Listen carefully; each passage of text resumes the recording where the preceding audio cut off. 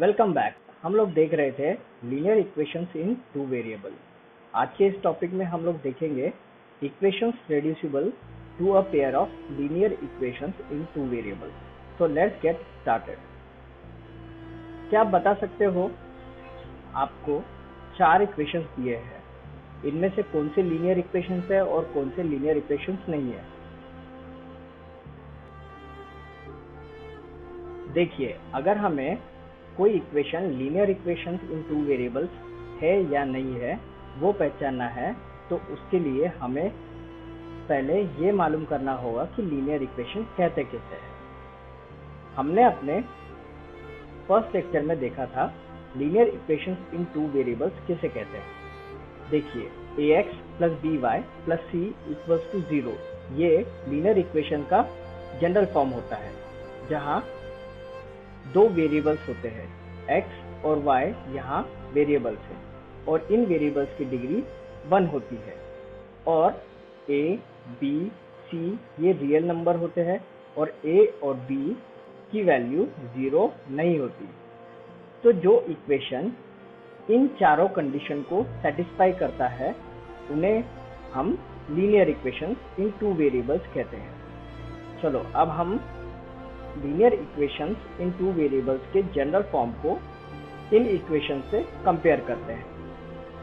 अगर हम कंपेयर करेंगे तो हमें पता चलेगा कि दिए हुए 1, 2, 3, 4 इन इक्वेशंस में दो वेरिएबल्स है, x और y। लेकिन अगर आप इन्हें सॉल्व करोगे तो आपको पता चलेगा कि इनकी डिग्री 1 नहीं है, इसलिए दिए हुए चारों इक्वेशन लीनियर इक्वेशन नहीं है। तो आपके मन में अभी सवाल आ रहा होगा कि अगर ये इक्वेशंस लीनियर इक्वेशंस नहीं है तो हम उसे सॉल्व कैसे करेंगे। चलो, इसे हम लोग एक एग्जांपल के थ्रू समझने की कोशिश करते हैं। Solve the following simultaneous equations. आपको दो इक्वेशंस दिए हैं। देखिए, दोनों ही इक्वेशंस लीनियर इक्वेशंस नहीं है और हमें इन इक्वेशंस को सॉल्व करना है। तो इन इक्वेशंस को सॉल्व कैसे करते हैं हम देखते हैं। हमें फर्स्ट इक्वेशन दिया है 2x minus 3y equals to 15 और सेकेंड इक्वेशन है 8x plus 5y equals to 77। तो देखिए, हम क्या करेंगे, इक्वेशन 1 में थोड़ा रीस्ट्रक्चर करते हैं। हम इक्वेशन को वैसे ही लिखेंगे लेकिन थोड़े अलग फॉर्म में। देखिए, 2x को हम लोगों ने लिखा 2 into 1x और 3y को हम लोगों ने लिखा 3 into 1y। सिमिलरली इक्वेशन 2 को भी हम लोग थोड़ा रीस्ट्रक्चर करते हैं। 8 into 1x plus 5 into 1y equals to 77। इस रीस्ट्रक्चर करने से हमारे इक्वेशन 1 और इक्वेशन 2 की वैल्यूज में कोई फर्क नहीं आया है। लेकिन ये रीस्ट्रक्चर हम लोगों ने किया क्यों, चलो ये समझते हैं। हमें कुछ रिप्लेस करना है। देखिए, हम लोग क्या करेंगे, 1/x को रिप्लेस करेंगे m से और 1/y को रिप्लेस करेंगे n से। तो हमें दो नए इक्वेशंस मिलेंगे,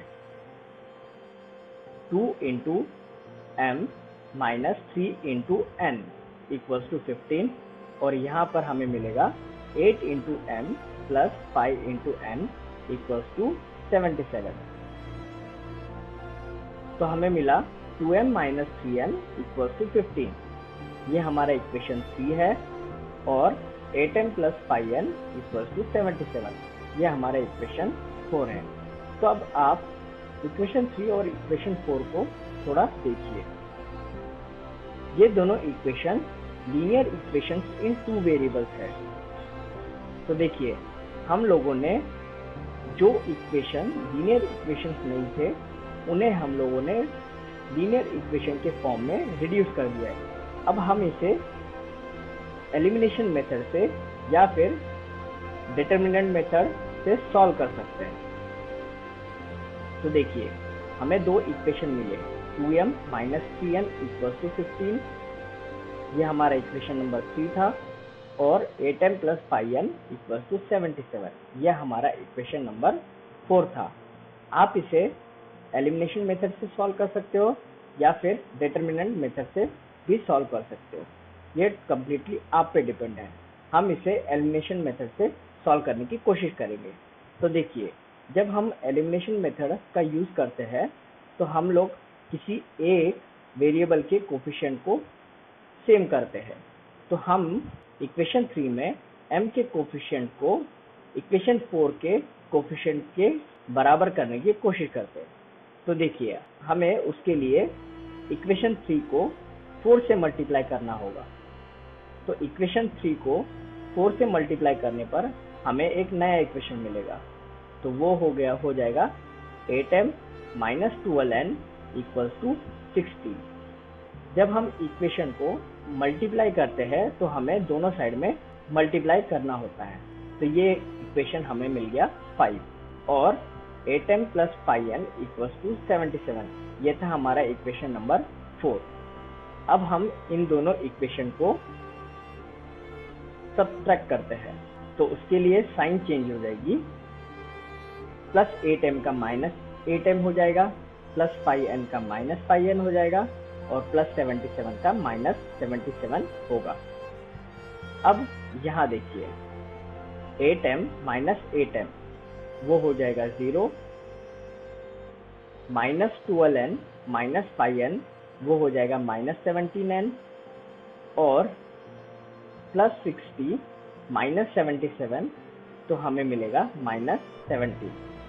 इसे हम लोग फर्दर अगर सॉल्व करेंगे तो हमें मिलेगा n equals to minus 17 by minus 17, तो दोनों कैंसिल आउट हो जाएंगे और हमें मिलेगा n इक्वल्स टू 1।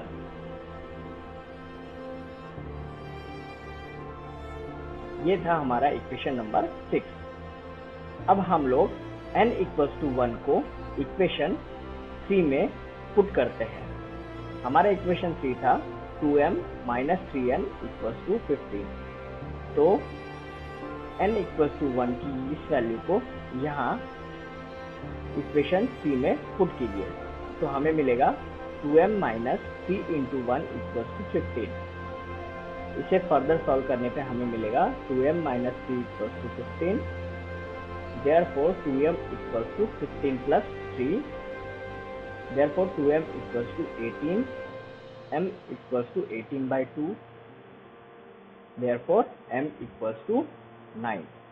ये हो गया हमारा इक्वेशन नंबर 7। तो देखिए, हमें इक्वेशन 6 और इक्वेशन 7 से n और m की वैल्यू मिल गई, लेकिन हम लोगों ने 1 by x equals to m ये वैल्यू रखी थी, और 1 by pi equals to n ये वाली वैल्यू रखी थी। तो हमें जो नई वैल्यूज मिली है m और m की, वो प्लेस करेंगे। तो देखिए, 1 by x इक्वल्स टू 9 हो जाएगा, तो x इक्वल्स टू 1 by 9 ये हमें मिला। Similarly 1 by y equals to n की वैल्यू 1 थी, इसलिए 1 हो जाएगा, तो y की वैल्यू हमें मिली 1। तो देखिए, हमें सॉल्यूशन सेट मिला x y equals to 1 by 9 and 1। चलो हम और एक इक्वेशन को सॉल्व करने की कोशिश करते हैं। Solve the following simultaneous equations. हमें दो इक्वेशंस दिए हैं। देखिए, ये दोनों भी लीनियर इक्वेशंस नहीं है। हमें फर्स्ट इक्वेशन दिया है 10 by x plus y plus 2 by x minus y equals to 4, और 15 by x plus y minus 5 by x minus y equals to -2। ये हमारा इक्वेशन नंबर 2 है। हम इसे लीनियर इक्वेशन के फॉर्म में रिड्यूस करके फर्दर सॉल्व करने की कोशिश करते हैं। देखिए, इसके लिए हम लोग क्या करेंगे, इसमें थोड़ा सा रिस्ट्रक्चर करेंगे। हम इक्वेशन फर्स्ट को इस प्रकार से लिख लेंगे 10 into 1 by x plus y plus 2 into 1 by x minus y equal to 4। और इक्वेशन 2 को भी थोड़ा सा रिस्ट्रक्चर करेंगे तो हमें मिलेगा 15 into 1 by x plus y minus 5 into 1 by x minus y equal to minus 2। अब हम लोग 1 बाय एक्स प्लस वाई को p से रिप्लेस करेंगे और 1 बाय एक्स माइनस वाई को q से रिप्लेस करेंगे। तो देखिए अब हमें दो नए इक्वेशन मिलेंगे। फर्स्ट इक्वेशन होगा 10 into p plus 2 into q equal to 4 और यहाँ पे हमें मिलेगा 15 into p minus 5 into q equal to minus 2। तो देखिए हमें इक्वेशन मिला 10p plus 2q equal to 4, ये हमारा इक्वेशन नंबर 3 है। और 15p minus 5q equal to minus 2, ये हमारा इक्वेशन नंबर 4 है। देखिए हम लोगों ने जो इक्वेशन लीनियर इक्वेशन नहीं था उसे हम लोगों ने लीनियर इक्वेशन के फॉर्म में लेके आ गए। अब हम इसे सॉल्व करेंगे। इसे आप एलिमिनेशन मेथड से सॉल्व कीजिए या फिर क्रैमर्स रूल से सॉल्व कीजिए।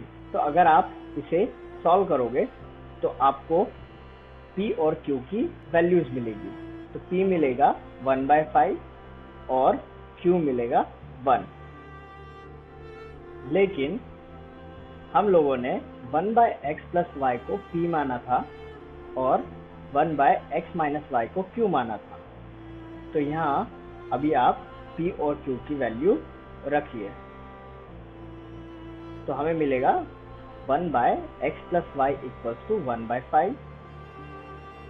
इसे हम लोगों ने सॉल्व किया तो हमें मिलेगा x plus y equal to 5। यह हो गया हमारा इक्वेशन नंबर 7।